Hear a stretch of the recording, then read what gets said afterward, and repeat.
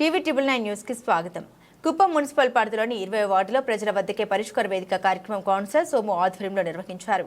ఈ కార్యక్రమానికి ముఖ్య అతిథులుగా టీడీపీ రాష్ట్ర కార్యదర్శి గోపినాథ్, కుప్పం నియోజకవర్గ తెలుగు మహిళా అధ్యక్షురాలు అనసూయ పాల్గొన్నారు. ఈ కార్యక్రమంలో మున్సిపల్ కమిషనర్ శ్రీనివాసరావు ప్రజల నుండి అర్జీలు స్వీకరించారు. ఈ సందర్భంగా నాయకులు మాట్లాడారు.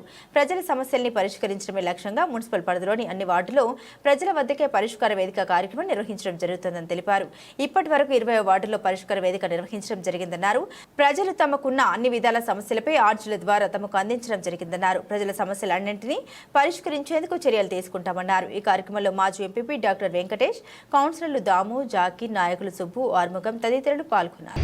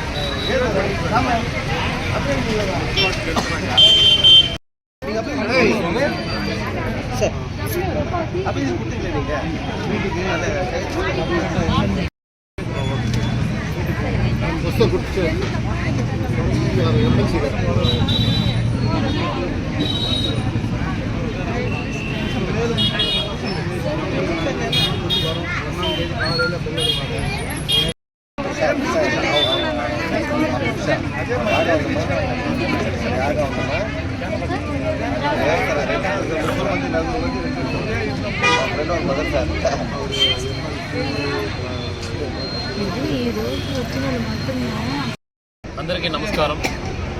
ఈరోజు ప్రజల వద్దకే మున్సిపాలిటీ ప్రోగ్రాం 20వ వార్డు నుంచి జరుగుతుంది. ప్రజలందరూ పెద్ద ఎత్తున ఈ కార్యక్రమానికి ఇచ్చేసి వాళ్ళ యొక్క కష్టాలను అర్జీల రూపం ద్వారా పెన్షన్లు కానీ, ఇంటి స్థలాలు కానీ, లేక మున్సిపాలిటీకి సంబంధించిన ఇతర సమస్యల గురించి అందరూ అర్జీల రూపంలో ఇక్కడికి తేవడం జరిగింది.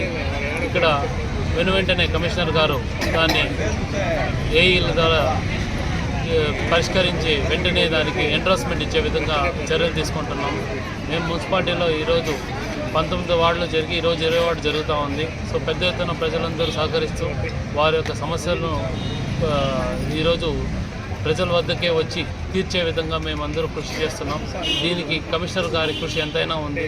ఎందుకంటే గతంలో మీరు చూసుకున్నారంటే గతంలో 4 కమిషనర్ గారు మున్సిపాలిటీలో ఉన్నారు. మనకు ఈరోజు పొద్దున్న 4 గంటలకు లేచి కుప్పంని క్లీన్ అండ్ గ్రీనింగ్ దిశగా మార్పు చేసి ఈరోజు మీరు చూసుకుంటే కుప్పం మున్సిపాలిటీలో ప్రతి రోడ్డు శుభ్రంగా ఉంది. ఇదంతా ఈ ఘనత మన కమిషనర్ గారికే తగ్గుతుంది. సో మేమందరూ ప్రజల వద్దకే పాలన దిశగా మేము అడుగులు వేస్తూ సమస్యలు పరిష్కరించి ఎక్కడికక్కడ సమస్యలు పరిష్కరించే దిశగా మేమందరూ కృషి చేస్తున్నాము. ధన్యవాదాలు. అందరికీ నమస్కారం.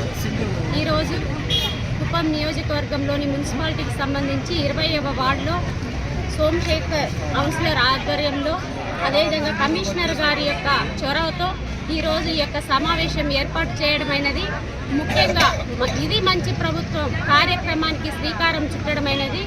ఈ 100 రోజుల పరిపాలన ఎలా ఉందో ప్రజల వద్దకు అధికారులు వెళ్ళి ఆ యొక్క ప్రజల సమస్యలను స్వీకరిస్తూ, అదేవిధంగా వాళ్ళకి కావాల్సినటువంటి సదుపాయాలన్నీ దగ్గరుండి తీసుకుంటున్నటువంటి యంత్రాంగానందరికీ కూడా పేరు పేరున ధన్యవాదాలు తెలియజేస్తున్నాను.